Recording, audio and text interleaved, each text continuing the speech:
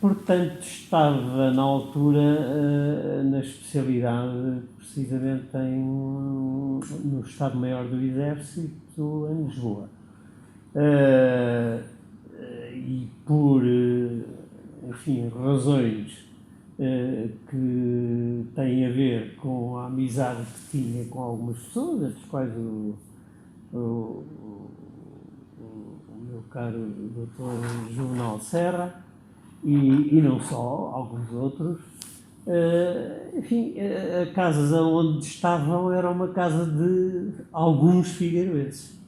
Era uma casa arrendada, onde a senhora, enfim, alugava quartos e aí estávamos, enfim, pernoitávamos aí, era aí que nos encontrávamos de manhã e à noite. O 25 de Abril, para mim, teve, de facto, alguma coisa que, enfim, se prende com aquilo que a generalidade da nossa geração se preocupava, que era com os problemas com que o país se debatia em termos de guerra colonial.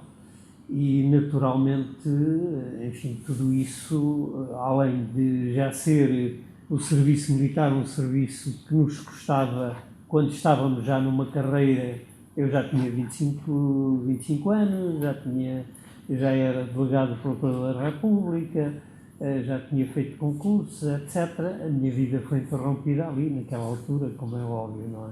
Eu vivi alguns momentos, não só quando me disseram de manhã levanta-te porque tens de ver o que é que tens de fazer, há uma revolução no país. Uma revolução no país. Ótimo. Vamos lá ver o que é que eu hei de fazer. Preparados uma vez, viemos para a rua, a primeira coisa a fazer foi darmos uma volta naquela zona toda até à zona do Terreiro do Paço. Recordo-me bem que passámos por aí. Depois disso, acho que ninguém foi trabalhar, não é evidente, mas eu estava, enfim, como membro de cumprir o serviço militar, tinha que estar à hora, não é? E lá fui no Elétrico da Graça, não é? Acho que era assim. E cheguei, e como foi dito é que podia ir embora, os portões estavam fechados, não havia necessidade de coisa nenhuma. Acho que o 25 de Abril, nesse dia, para mim, especialmente, foi um dia de alegria profunda, por essas razões que já referi, mas também porque acho que aquilo porque já nos íamos batendo, que era o fim das guerras coloniais, a necessidade do desenvolvimento económico que não se sentia, eram coisas importantíssimas e que nos faziam pensar maduramente no futuro do país. E, portanto, enfim, desde ver a intervenção do capitão Salgueiro Maia em plena baixa, junto ao Terreiro do Paço, depois a prisão do primeiro-ministro na altura. É evidente que este 25 de Abril tem por trás outras pessoas, não nos podemos esquecer. Sei lá, falo, por exemplo, no livro Portugal e o Futuro do Spínola, o que quer dizer, do General Spínola, o que quer dizer que, de facto, isto era um movimento que não foi criado em meia dúzia de meses, com certeza, andava a ferver já há muito tempo.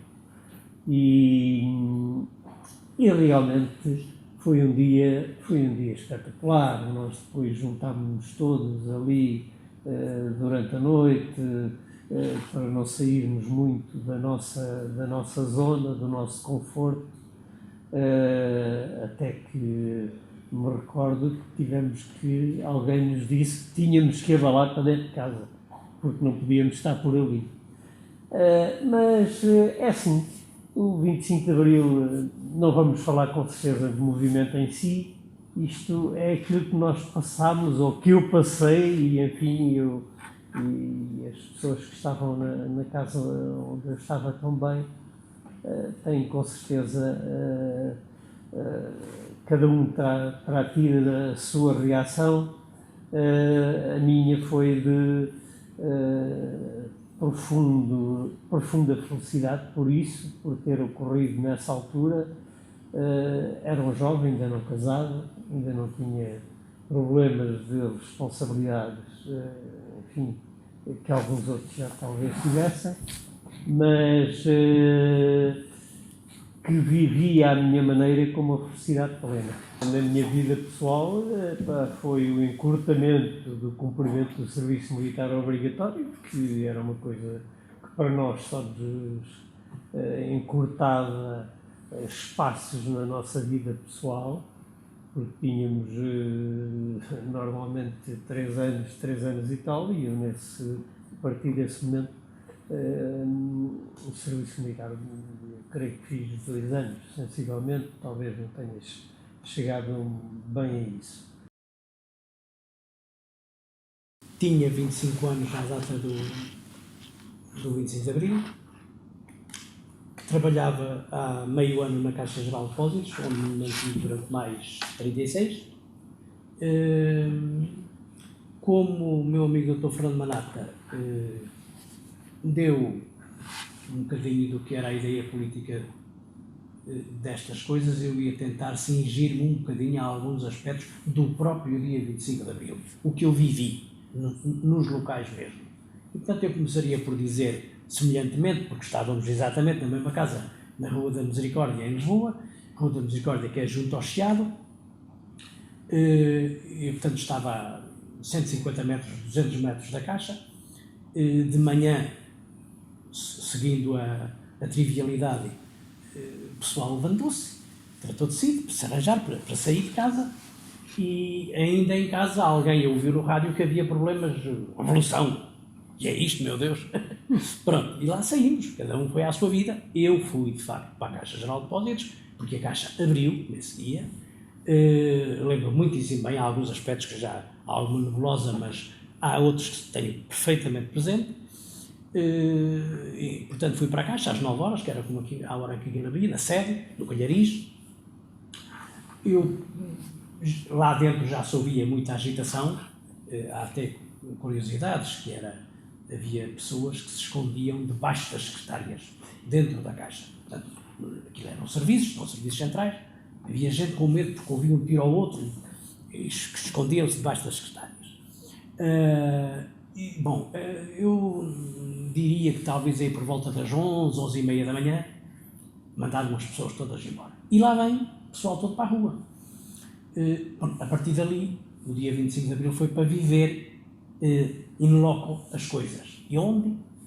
No Chiado, ali,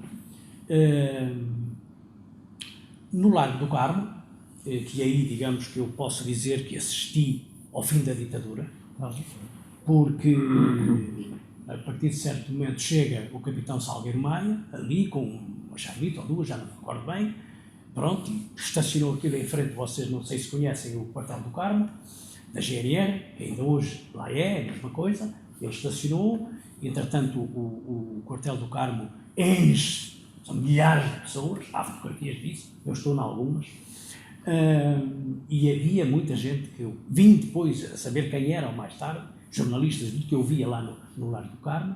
Portanto, o capitão Salgueiro Maia estacionou as suas tropas, apontou a chaimite para a parede, com o megafone na mão, estou a vê-lo, ele a falar, a pedir para se renderem e tal, e pronto, e a avisar, bom, vamos disparar uns tiros e tal, e lá vai. Durante uma série de anos ainda, estiveram lá nas paredes do Quartel do Carmo os buracos feitos pelas balas, para que não houvesse dúvidas se tinha havido tiros, houve sim, senhor. Assisti depois, já da parte, porque isto é ali à hora do almoço, para aí, eu sei que eu devo ter saído da Caixa e devo ter ido, passei no Chiado e devo ter ido para lá, porque era para onde diziam onde é que há aqui agitação, e lá ia toda aquela gente. de facto temos que fazer aqui um parênteses para dizer que eu julgo que nunca se viu tanta gente junta em Lisboa. Podemos depois falar talvez muito ligeiramente sobre no caso do primeiro de maio, que sim, porque o segundo já é uma coisa completamente diferente. Mas, portanto, voltando ao Quartel do Carmo, de vez em quando lá iam os tiros, o Salgueiro Maia dizia, protejam-se, e a malta tratava de se encostar onde pudesse, porque até podia vir uma bala fazer ricochete e pronto. O Dr. Francisco Sousa Tavares, pai do Miguel Sousa Tavares, estar em cima de uma guarita a falar para as pessoas. Assistir depois à chegada do general António Spínola, porque o professor Marcelo Caetano terá dito lá dentro, pronto, mas eu, sim senhor, rendo-me, mas tenho que entregar o poder a alguém. Havia até uma célebre frase que dizia, o poder não pode cair na rua. E, portanto, vão lá chamar o general António Spínola que eu formalmente entreguei o poder a ele. E assim foi.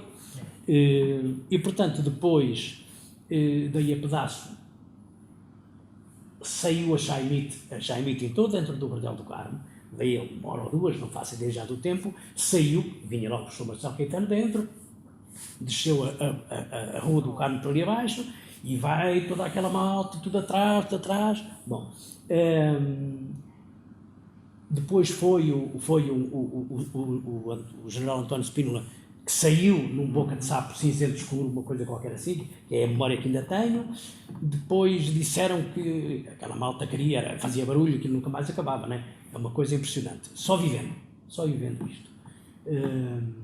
Depois foram para o Terreiro do Paço, e de facto passaram ali no Rocio e tal, Terreiro do Paço, não sei mais quê. Depois foram dar a volta, subiram outra vez a Rua do Alcarim, muita gente, milhares de pessoas, é uma coisa impressionante. Portanto, a PIDE da DGS também era ali. Exatamente, essa também é outra coisa que eu também vivi. Pois há um momento em que os senhores da PIDE, vocês não estão a ver isto geograficamente, mas é ali próximo também, e então há muita gente que se projeta pela rua, agora não me ocorre como é que se chama a rua, aliás ela já não se chama assim, mudaram o nome,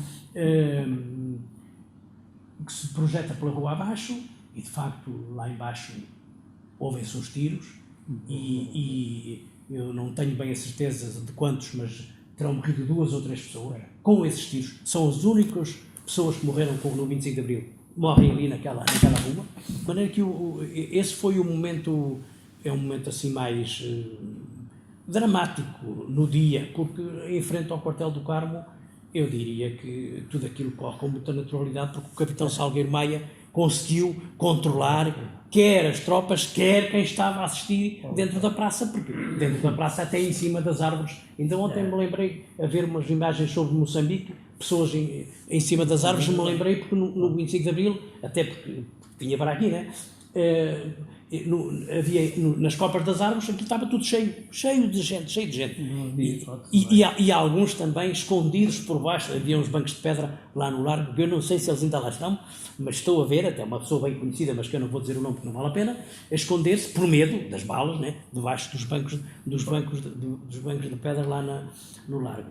E foi um dia extraordinário, onde de facto se viu uma coisa interessantíssima, que é a adesão da população lisboeta, temos que dizer, estava em Lisboa, era da população lisboeta, ao 25 de Abril. Isso, eu acho que os militares nunca tiveram qualquer dúvida de que a população estava com eles. Eu diria que na minha profissão, na Caixa Geral de Depósitos, diria que não serão relevantes as transformações que existiam. Diria que não são.